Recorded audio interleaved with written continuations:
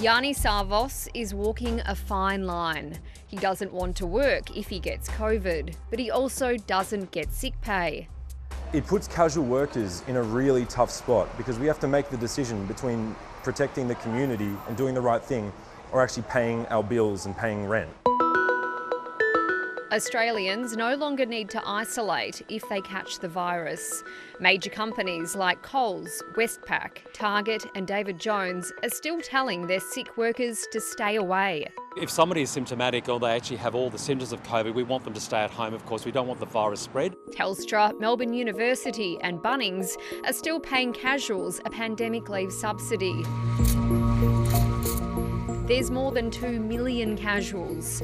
Many of them are young people working in shops, supermarkets and cafes. Leah Gregory hopes that her sick colleagues don't come to work. Personally, for me, that's not the right thing to do.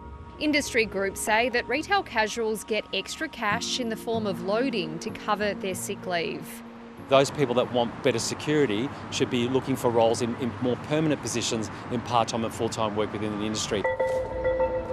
Casual tradie Sean has been asking for a permanent position. I'd love to stay home when I'm sick. If I have to go to work when I'm sick, it's like I'm not resting. Sean has had COVID before and he's worried about getting the virus again at work off other sick casuals. If COVID goes through my house, I've got bills to pay, I've got rent. I can't tell my landlord that I've had a week off, so I'm not going to be able to pay this week's rent. Employment lawyers say the situation is fraught. People in precarious work are more likely to take riskier options and come to work. Jiri Sivaraman says employers could be liable if their staff spread COVID in the workplace.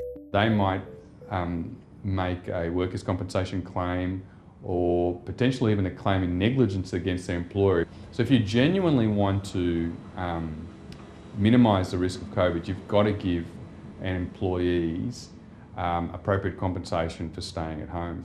The federal government says that it can't keep subsidising the sick pay of all casual staff as the pandemic's emergency era comes to an end. Now, only those in key healthcare professions like aged care or disability will get paid up to $750 a week to stay home from work. The decision to axe subsidies for most people who don't have leave entitlements also impacts 1 million contractors, like fashion stylist Annabelle Wass. Nothing lasts forever, and it has been a luxury that our country has been able to provide money to people that have been unwell. The Victorian government is the only state that is giving contractors and casuals 5 days sick pay a year, helping Melbourne-based uni student Yanni Sarvos. The 5-day casual sick pay actually gives me some reassurance that I'm not going to be completely sidelined. A situation not faced by those with the luxury of stable work.